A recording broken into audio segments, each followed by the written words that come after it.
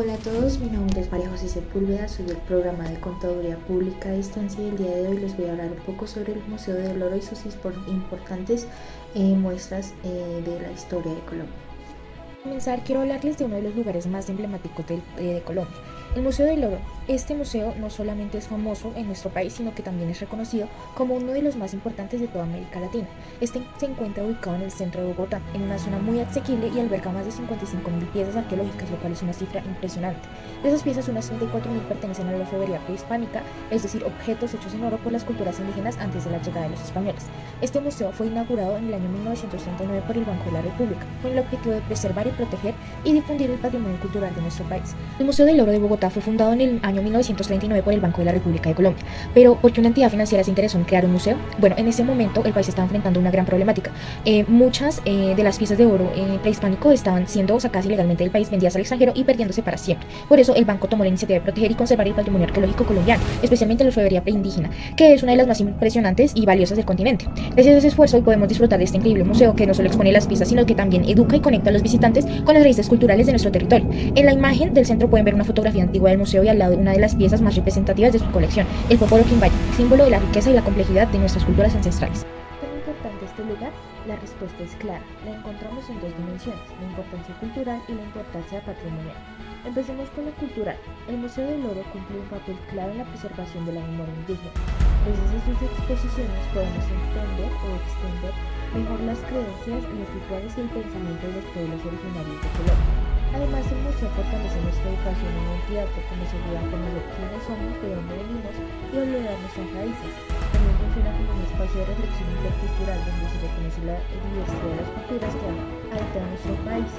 Por otro lado, pues tenemos una importancia patrimonial, donde se observan miles de objetos que son testigos de la historia de Colombia, muchos con siglos de antigüedad, lo que le da al museo un gran reconocimiento internacional por ser un ejemplo de conservación del patrimonio arqueológico.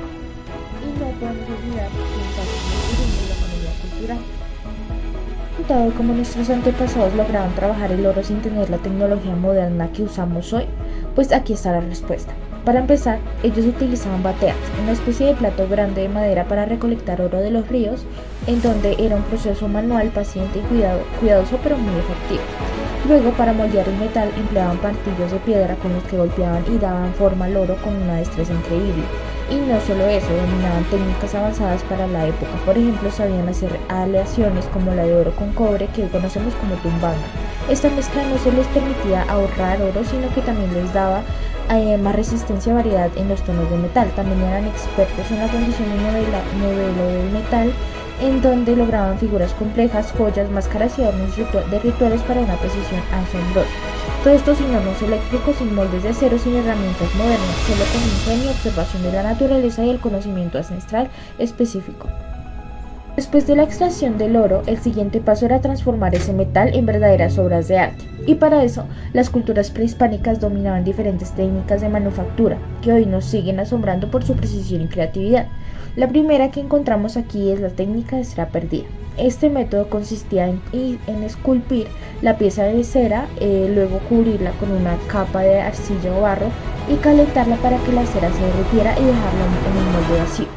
Por ese espacio se vertía el oro fundido que al enfriarse tomaba la forma exacta del modelo original. Impresionante, ¿no? Esta técnica permitía crear formas complejas con detalles finos y simetría perfecta. Luego tenemos al martillado y al laminado. Aquí el oro era trabajado con golpes precisos, con herramientas de piedra, extendiéndolo en finas láminas o moldeándolo para darle forma. Requería de una destreza enorme para no romper y deformar el metal. Finalmente tenemos la soldadura y filigrana, dos técnicas que nos hablan de un trabajo minucioso. La soldadura permitía unir a pequeñas piezas de metal, mientras que el filigrana consistía en crear diseños delicados a partir de hilos finísimos de oro. Estas eran técnicas muy avanzadas que requerían no solo habilidad manual, sino también un profundo conocimiento de los materiales y del fuego. En esta sección nos detenemos a mirar algunas de las piezas más sobresalientes del trabajo del metal y de algunas culturas indígenas precolombinas. Cada una de ellas tiene un valor más allá de lo estético, son símbolos de poder, espiritualidad y tradición.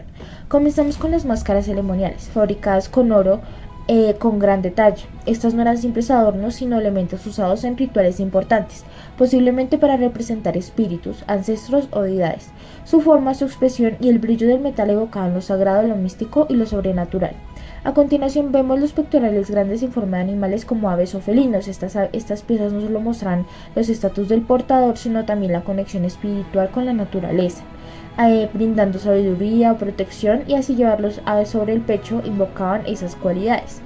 Luego encontramos los poporos, utilizados en el ritual del mambeo, donde implicaba el uso de las hojas de coca. Más que simples recipientes, eran objetos que eran dueños de toda la vida y eran importantes, que incluso se encerraban en ellos. Y finalmente tenemos una exhibición de narigueras, collares y pulseras, donde eran importantemente simbólicos, donde simbolizaban a los líderes o los chamanes, representando la autoridad, la conexión con el mundo espiritual. Estas piezas no solo eran artísticas, sino que cumplían funciones profundamente simbólicas dentro de diversas culturas indígenas de nuestro país, como los taironas, los quimbayas y los calimas.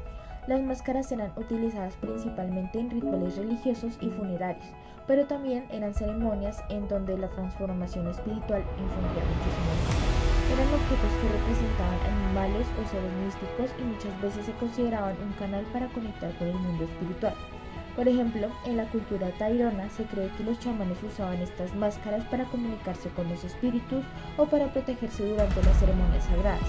Es decir, que no era solo un adorno, sino una herramienta poderosa que les permitía asumir otra identidad o canalizar energías espirituales. Como pueden ver en las imágenes, estas máscaras también eran acompañadas de otros elementos rituales, y su elaboración exigía un conocimiento profundo del trabajo del metal. Aquí vemos uno de los elementos más representativos del arte orfebre prehispánico. Los pectorales, estos adornos eran elaborados en oro y eran usados por culturas como los señores, los taironas y los muiscas. No eran simples joyas, su forma representaba animales sagrados de simbolismo como el jaguar, las aves, las serpientes o los murciélagos. Cada animal tenía un significado especial. Por ejemplo, el jaguar representaba el poder y la fuerza, las aves estaban asociadas al mundo espiritual, las serpientes a la sabiduría y a la renovación.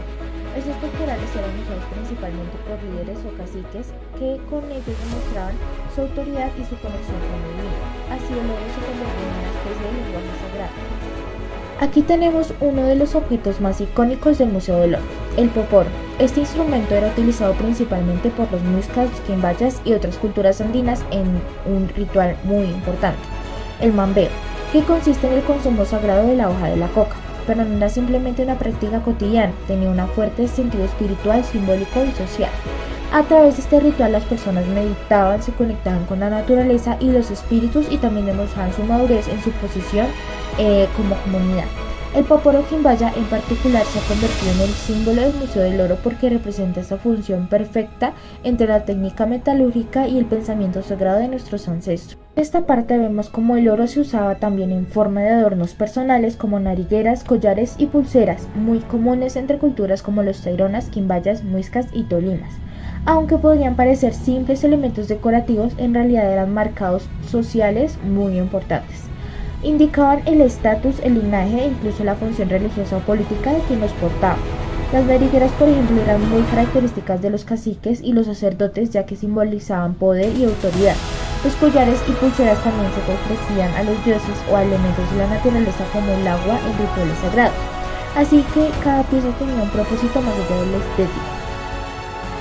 Cuando pensamos en el oro, hoy lo asociamos inmediatamente con el dinero o la riqueza. Pero en las culturas prehispánicas en Colombia el oro tenía un significado completamente diferente.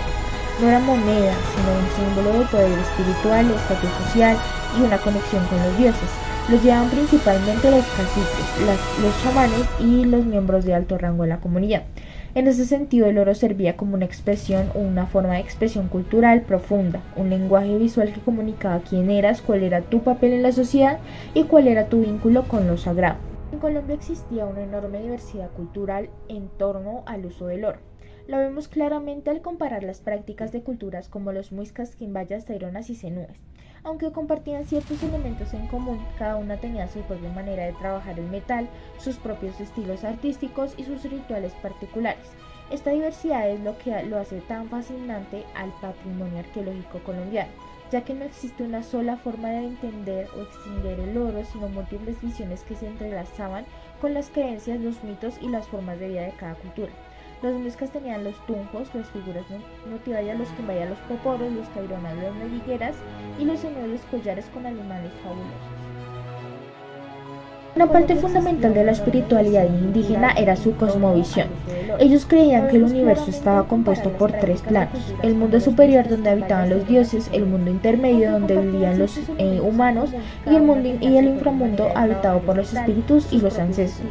El oro era visto como un material capaz de unir estos mundos. En los rituales las piezas de oro servían como puentes entre lo humano y lo divino, permitiendo la comunicación espiritual. Esta visión del universo nos muestra una forma de pensar profundamente conectada con la naturaleza, el tiempo cíclico y lo sagrado. Una parte fundamental de la espiritualidad indígena era su cosmovisión. Ellos creían que el universo estaba. Otro aspecto clave es el chamanismo. Los chamanes eran figuras fundamentales en las culturas indígenas. Ellos no solo curaban, sino que también actuaban como guías espirituales, intérpretes de los dioses y guardianes del conocimiento. En sus rituales muchas veces usaban el oro como símbolo de transformación. El oro era considerado una expresión de la luz del sol, de la vida y del equilibrio natural. A través del uso de las máscaras, tocados y adornos, los chamanes podían transformarse simbólicamente en animales o espíritus para guiar a la comunidad en procesos como la curación, la siembra o los funerales. La carga simbólica muy fuerte representaba conceptos como la luz del sol, la eternidad, la fertilidad y el equilibrio entre el hombre y la naturaleza. No era una casualidad que se usara en ceremonias clave como el nacimiento, la siembra, la curación o la muerte. Estas piezas eran una forma de honrar la vida, de asegurar la continuidad del ciclo natural y de mantener el equilibrio espiritual de la comunidad. Por eso es que cada objeto de oro que vemos en el museo tiene una historia que va más allá de lo material. Habla de las creencias, de mitos y de una relación profunda con el universo. La carga simbólica muy fuerte representaba conceptos como la luz del sol, la eternidad, la fertilidad y el equilibrio entre el hombre y la naturaleza. No era una casualidad que se usara en ceremonias clave como el nacimiento, la siembra, la curación o la muerte. Estas piezas eran una forma de honrar la vida, de asegurar la continuidad del ciclo natural y de mantener el equilibrio espiritual de la comunidad. Por eso es que cada objeto de oro que vemos en el museo tiene una historia que va más allá. Las ofrendas eran una forma de comunicación directa con los dioses. Los pueblos indígenas ofrecían objetos de oro en distintos lugares sagrados. Los arrojaban a lagos, los enterraban en las cuevas. A través de estas ofrendas pedían por lluvia, por buenas cosechas, por salud o protección. Este acto tenía un valor espiritual profundo. No se trataba de un intercambio económico, sino de un gesto de respeto y conexión con las fuerzas de la naturaleza. Algunas de las ofrendas más impresionantes se han encontrado en la laguna de Guatavita, que inspiró la leyenda del Dorado. Uno de los ejemplos más poderosos de rituales de ofrenda es la famosa balsa muisca, que representa al cacique realizando una ceremonia sobre la laguna sagrada. Esta pieza es símbolo del mito del Dorado, que fascinó a todos los conquistadores europeos, y en ella se refleja el acto de ofrecer oro al agua de conexión por medio de lo divino. En el museo existe una sala especial dedicada a las ofrendas, donde se recrea un ambiente sagrado, oscuro y reverente, mostrando cómo eran estos rituales y cuál era su importancia espiritual. Esta experiencia sensorial nos transporta a otra forma de entender el mundo y la relación que tiene con lo sagrado. Al llegar a la sala de la ofrenda dentro del Museo del Oro, el visitante entra en un espacio completamente diferente al resto del recorrido. Esta sala está diseñada para evocar un ambiente ceremonial. Las luces son bajas, el silencio es profundo y hay una atmósfera que invita a la reflexión. Aquí no solo se exhiben objetos de oro, se reconstruye la experiencia espiritual de una ofrenda ancestral. En el centro de la sala destaca la balsa muisca, iluminada de forma precisa, flotando casi como si estuviera aún sobre las aguas de Guatavita. Alrededor, en vitrinas, se exhiben otras piezas que fueron utilizadas en rituales, como figuras humanas, animales, máscaras, collares y poporos. La forma en que están dispuestas las piezas y el entorno sensorial hacen que no solo se observe, sino que la sienta como parte del acto sagrado. Al llegar a la sala de la ofrenda dentro del Museo del Oro, el visitante entra en un espacio completamente diferente al resto del recorrido. Esta sala está diseñada para evocar un ambiente ceremonial. Las luces son bajas, el silencio es profundo y hay una atmósfera que invita a la reflexión. Aquí no solo se exhiben objetos de oro, se reconstruye la experiencia espiritual de una ofrenda ancestral. En el centro de la sala destaca la balsa muisca iluminada de forma precisa, flotando casi como si estuviera aún sobre las aguas de Guatavita. Alrededor en vitrinas se exhiben otras piezas que fueron utilizadas en rituales, como figuras humanas, animales, máscaras, collares y poporos. La forma en que están dispuestas las piezas y el entorno sensorial hacen que no solo se observe, sino que la sienta como parte del acto sagrado. Al llegar a la sala de la ofrenda dentro del Museo del Oro, el visitante entra en un espacio completamente diferente al resto del recorrido. Esta sala está diseñada para evocar un ambiente ceremonial. Las luces son bajas, el silencio es profundo y hay una atmósfera que invita a la reflexión. Aquí no solo se exhiben objetos de oro, se reconstruye la experiencia espiritual de una ofrenda ancestral. En el centro de la sala destaca la balsa muisca iluminada de forma precisa